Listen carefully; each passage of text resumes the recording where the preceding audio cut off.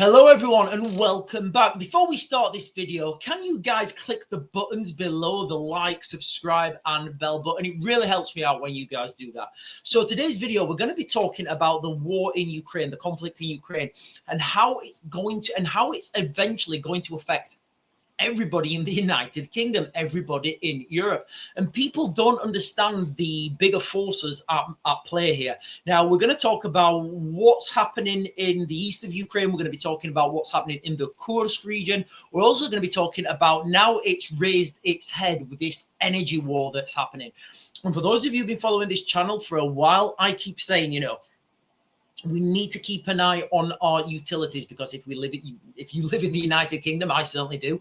If you live in the United Kingdom, our energy system, our utilities, they are vulnerable to acts of sabotage. Now, what's been happening recently in Ukraine and what's going to happen on the 1st of January, it's got the potential to shift the dynamics of this conflict to a totally new direction. So let's just get onto the share screen and I'll show you guys what's been happening in the east of Ukraine. I'm going to go a little bit further back today, actually. I'm going to go back to the 1st of October. So 1st of October, right, and I just want you to watch this region here. Now, mainstream media are not they're not reporting on what's happening in Ukraine at the moment. And I think the reason why is because nothing good is happening. And all the money and all the weapons and all the, capacity that's been pumped into Ukraine, right now, it doesn't look like the front line is holding. So it kind of looks like a NATO loss at the moment.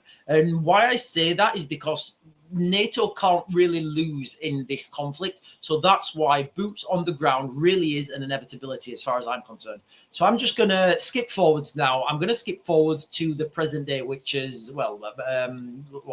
close on to 3 months.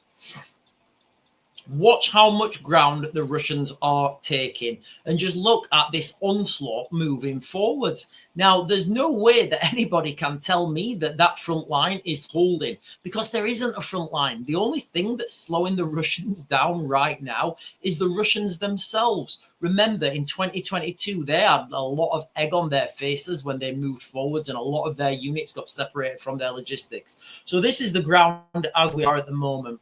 Now, the amount of ground that the Russians are taking, it's unbelievable. And every inch that the Russians take, that's an inch closer to NATO. That's an inch closer to, dragging Europe into this conflict. And I've said this many, many times, okay?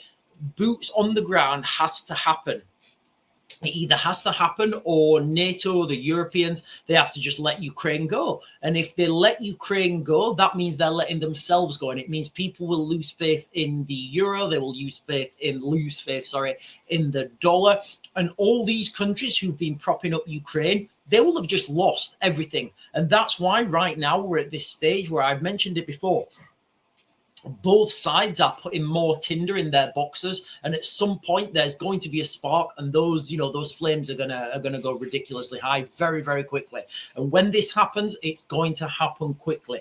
So there's two areas I want to focus on here. We'll go with the Kursk region first. So let me share. In fact, I'll read this off the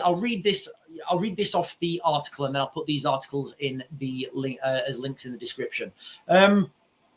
Kiev, Ukraine, Associated Press. 5 months after their shock offensive into Russia, Ukrainian troops are struggling and demoralized by the rising risk of defeat in the Kursk region, a region somewhat to hold at all costs, while others question the value of having gone in at all. So we're talking now about the Ukrainians. Remember when there was when everybody was cheering about the Ukrainians? They've gone into Russia. They've taken and held ground in Russia now. Now, not to take anything away from the Ukrainians at all. To do that it's an absolute phenomenal achievement. But in my opinion, what they should have done was, once they'd gone into the Kursk region, once they'd taken it, they should have pulled out and taken all their men, their equipment, their munitions, taken that with them so they can hold on to that. Because holding down and trying to defend an area becomes more costly as time goes on. Now, I think this was a double-edged. This was kind of a double. It was kind of a blessing in disguise for the Russians, because the Russians then had a ton of Ukrainians fixed in position in the Kursk region, and what this does is, once the Ukrainians give the decision to hold that ground, they have to keep supplying it with munitions, they have to keep supplying it with manpower, and they have to keep that that region operating.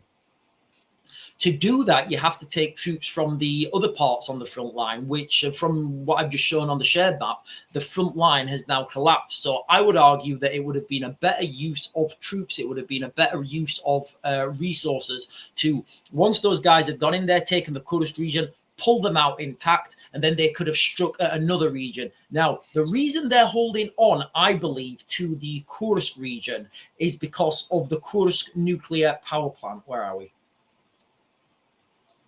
So here we are, guys, the Kursk nuclear power plant. Remember, we're talking about the energy war right now and how energy controls every conflict. And I'll come on to how that's going to affect you in the United Kingdom at the end. The Kursk nuclear power plant is one of the 3 biggest nuclear power plants in Russia and one of the 4 biggest electricity producers in the country. I don't know how that works out. It is located, blah, blah, blah. The plant feeds the grid for Kursk Oblast and 19 other regions. So that is a huge nuclear power plant. It's a huge capacity that the Russians, that's within striking grasp of the Ukrainians. Now, I think and I suspect that it was the Ukrainians' intent to try and take control of this nuclear power plant. They're a long way away from it. They're in the Kursk region, but they are a long way away from it. As you can see here from the map at the bottom, and I will put these links in the description, they are quite far away from it. Now, what I would suspect is if the Ukrainians have to exit have to leave the Kursk region, I think they're going to strike that nuclear power plant. Now, I know what people are saying, but that will cause, a huge nuclear atomic disaster like Chernobyl. No, it won't. There's a lot of pieces of infrastructure in and around that nuclear power plant that would take out that nuclear power plant without actually harming the reactors. There's the substations, there's the service buildings, there's the huge infrastructure around the actual reactor. Now, as long as you leave that reactor intact, you should be able to get away with it. Now, what we've seen recently is the Russians' absolute onslaught on the Ukrainian power grid. It's been strike after strike on power grid, power generation, substations, to really degrade and demoralize the Ukrainians and take out their power supply. So most recently, there's been, which one should we go to? We'll go to this one, actually. It's a bit better. So we're seeing this energy war emerge now, and this war about resources, and this war about the gas transit through Ukraine. So let's just, in fact, that's not it. This one. Right, so Fico threatens to cut electricity supply to Ukraine. Diplomatic spark between Slovakia and Ukraine continues. So the Slovak Prime Minister Robert Fico threatens retaliatory measures against Ukraine if Kiev stops Russian gas transit to Slovakia as of the 1st of January. So what we're seeing now is there's this gas deal or something whereby Russian gas, and I don't know how this is not stopped already, but Russian gas is going to be transiting through Ukraine to supply other countries in Europe. Now, again, I don't know how this is still a thing when these guys have been in conflict since 2014, but it is. I heard there was going to be some sort of deal whereby I think the Hungarians were going to buy the gas from Russia, and then that gas would then be Hungarian gas that would then transit through Ukraine into Europe. But either way, whatever happens, you can see now that these conflicts are, they're shaping up to be more of a conflict about energy supply and who's got the energy, who's got the natural resources. And remember, this was always about natural resources. Like every conflict on the planet, bar none, it's all about natural resource. For those of you guys who don't know, Ukraine is it was a huge natural gas producer. Now, the German economy, German heavy manufacturing is pretty much over with the destruction of, was it the Nord Stream 2 pipeline, I think? Or was it, no, sorry, it was the Nord Stream pipeline. When that mysteriously went kaboom, German heavy manufacturing is pretty much over because of the Germans built their economy on cheap Russian gas. Now that's over. Guess what? The German heavy manufacturing capacity is over, and their economy it's going to be in shambles pretty soon, because you've not just got the German heavy manufacturing that's in shambles. You've got all the upstream and downstream industries that rely on that heavy manufacturing. So, you know, the German economy, because of this gas situation's gone. The Slovakians are wanting to continue their cheap supply of gas through Ukraine. I would suspect some sort of deal will be done and somebody will pay more. And no doubt us in the United Kingdom will end up subsidizing somebody or somewhere at some point, and we'll all end up having to pay that with inflation. But you can see now how this conflict is shaping up to be more of a, you know, and people are coming out now and becoming more open about this being a war in resources.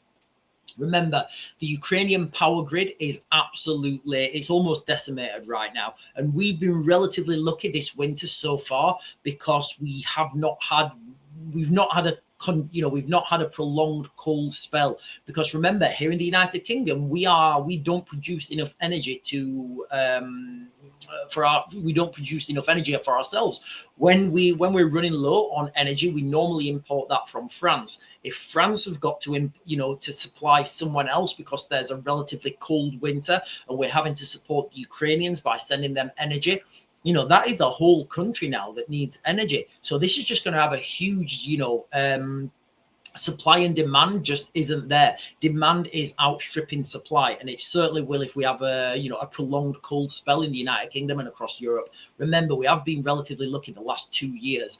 We've had relatively mild winters, but if the weather suddenly changes this year or early next year, then we're going to see this massive strike on the energy systems, and rolling blackouts could be a thing. Now, can you imagine? Just try and conceptualize this.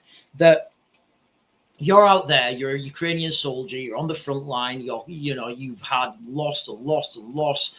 43,000 of your fellow patriots have transcended now and they're not here anymore. Can you imagine what it looks like when the politicians are coming to deals that you've paid for in the ultimate way? And about gas and energy supply, the whole situation now, it really is beyond any way that, this can be solved by any diplomatic means. It just can't be solved by diplomatic means. So anyway, guys, that's what I wanted to share with you guys on this video. The amount of ground that the Russians have taken since October. The situation in the Kursk region and how that I believe has got something to do with the Kursk nuclear power plant, and how we're seeing this energy war, energy tariff war, gas supply, electricity, diplomatic spat, evolve because all countries want cheap energy. And unfortunately, as long as we keep sanctioning Russia, we're not going to get that cheap energy anymore. Anyway, guys, I'm going to Max to Grid. I'll get you guys another video later.